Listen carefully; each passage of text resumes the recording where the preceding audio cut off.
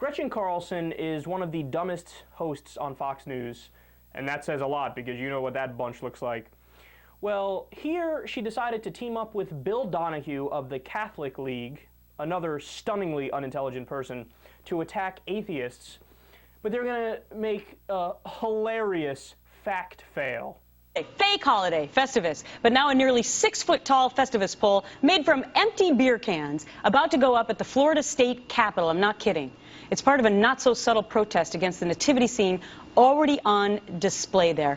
Bill, I am so outraged by this. Why do I have to drive around with my kids to look for nativity scenes and be like, oh yeah, kids, look, there's baby Jesus behind the Festivus pole made out of beer cans? It's nuts. Remember a couple of years ago we had a Supreme Court decision that said the gays in their own contingent could not march in the St. Patrick's Day parade. Okay, leaving aside the private segment of it, we don't want to have the Klan out there on Martin Luther King Day with their monuments right next to a bust of Martin Luther King. We don't want to have neo-Nazis out there to stick at the Jews on Yom Kippur. And we shouldn't have people out there ready to thrash Christianity, given that proximity. Let them do it some of the time and some of the place. Well, look, I don't want to be extreme here. I'm not going to compare the atheists to the Klan or to neo-Nazis. They are not that. But I will say that I have no problem if atheists want to have a rational display and they want to argue for logic in America and they think that religion is going overboard, and because I think that faith has to be balanced with reason. But why is it always something so extreme, like beer cans? By the way, I like the beer cans idea. I wish we had it in this. But my point, Rabbi, what do you do with beer cans? David, I'm asking you throw them out in the garbage. David, why is it always on December 25th or in and around Christmas? Because if you did it in July, nobody would care. Because the season doesn't belong to Christianity. The season belongs to everybody. 80% of America. That doesn't matter. Fine, but why Christianity? Wait a minute. Christianity stole the season from the solstice. Stole the season? Sorry. You don't even believe that. You don't even believe that. Jeremiah 10. Don't deck a tree with gold. Now all of a sudden, an atheist is going to cite the Bible I can to me? cite it better As than you. authority? I can prove it to you. Yes, I can. No, I think That's you could quote. why I'm an atheist. If you quote it from Satan, I think you'd be more I read the Bible. Well, that, you know what? Let me state this, No, please. wait, that's a new headline for me. Yeah, that somehow the Christians stole Christmas from the atheists. Absolutely, I don't get it. That's embarrassing, man. That's embarrassing. Christmas literally is pagan. In fact, the date, December 25th, is not the birthday of Jesus. Nobody knows when Jesus was born. It's not documented anywhere. But the Christians just picked December 25th to copy a pagan holiday about the sun, a sun pagan holiday. It's literally pagan. And the Christmas tree, the tree is pagan. Paganism, I don't know if you know this, it worships nature. And a tree is in nature. So they had this whole thing first. They had this way of celebrating first for their holidays. They're the ones that came up with the idea of the tree and all this stuff. In fact, the first recorded use of a tree for Christianity is in 1851. Look at that amazingly late date. 1851, Pastor Henry Schwann of Cleveland, Ohio, copied the pagan tradition and decided to use a tree for Christmas. And his parishioners condemned the idea because it was pagan, and some of them even threatened him with harm. In fact, I haven't even gotten to the best fact yet. Tree worship in the Bible is a sin.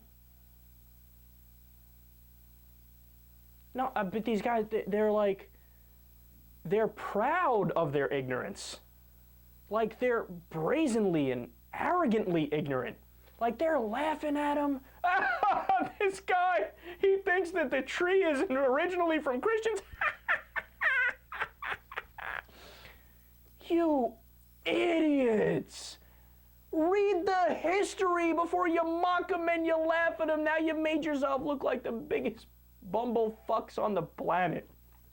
I mean, and then do I even need to get in to the rest of the arguments? These guys are sad because not only do they know nothing about their own holiday, like what do you think, the Easter, for example? You think the Easter bunny is in the Bible?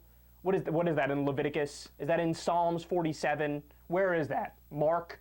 No, the bunny's not in the Bible. The fat guy with the thing, they're not in the Bible. Santa, no, not there at all.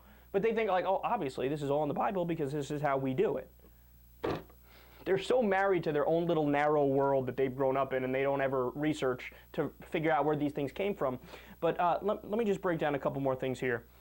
I love when Carlson gets mad. She says, why do I have to drive around and see this Festivus thing with the beer cans blocking the baby Jesus?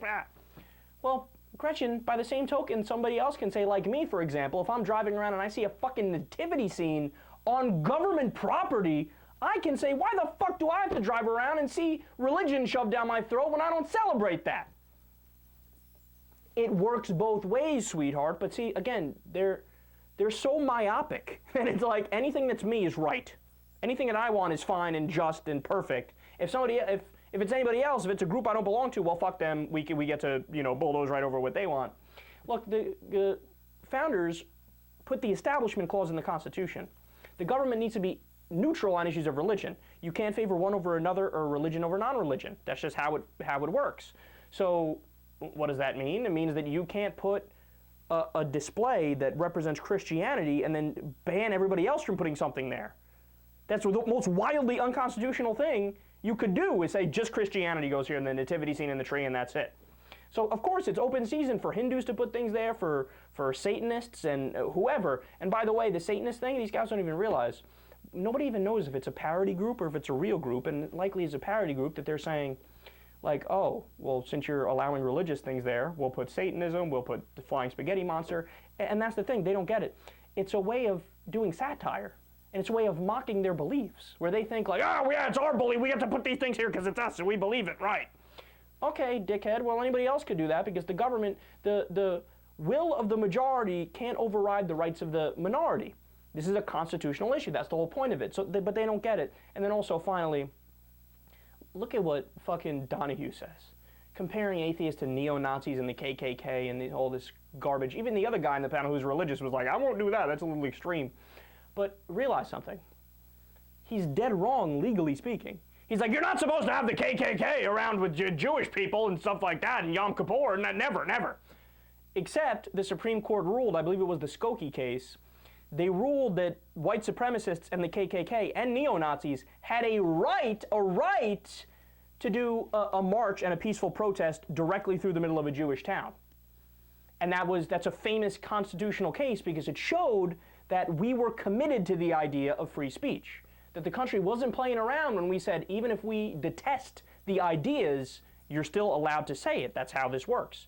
If you're only protecting free speech for things you find lovely, that defeats the whole point of free speech. Free speech is supposed to be for people who you totally disagree with. So the Supreme Court disagrees with you. Yes, you can do the KKK march, you can do the neo-Nazi march if it's peaceful in the middle of a Jewish town. You can put up whatever religious garb in this area if you want. They don't know anything about the law, they don't know anything about history. I'm done with this story. They're pathetic. Let's move on.